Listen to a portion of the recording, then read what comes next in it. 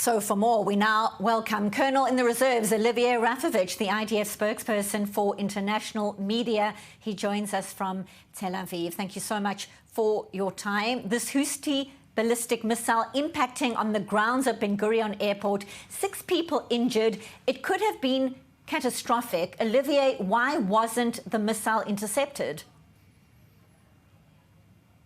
First of all, this attack is a very grave, very serious incident, maybe the most serious one from Yemen into Israel since the war began. And like you just said, it could have been even worse, containing the possibilities of wounded and casualties, and of course, the site itself, which is a strategic center for Israel. Transportation, and of course security. But at the time now when we speak, there have been investigation and inquiries concerning why this missile from Yemen was not destroyed before he hit the ground. And we are on it right now. But again, I repeat, a very serious, very grave attack. And you just heard now Prime Minister Netanyahu.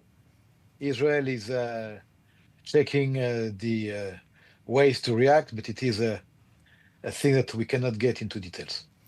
Obviously, concerns about a possible increase in the number of missile attacks. The Houthis say these strikes will continue. And as you say, Benjamin Netanyahu says Israel is coordinating with the Americans. Obviously, we can't ask you for details, but are you confident that Israel can handle this current threat out of Yemen as we speak? No, the Houthis, it's not a small and a little group of terrorists. It is very well organized and big terrorist army. For years, they've built themselves in Yemen with the support of Iran, the finance of Iran and the technology of Iran.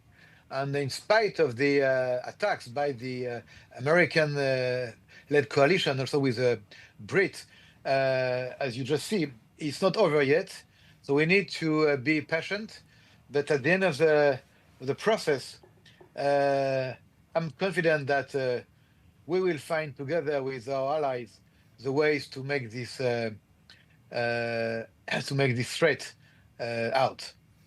And obviously, once again, this morning, when this missile was launched towards Israel, red alert sirens sounding across major parts of the country. Talk to us about the protocols in place right now, the importance of people adhering to those warning sirens.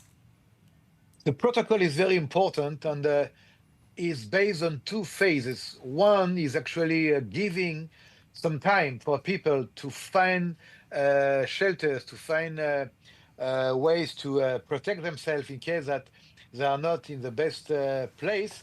But at least this new protocol gives people time in order not to be in a rush and just fall down or have problems when the alert is already sound.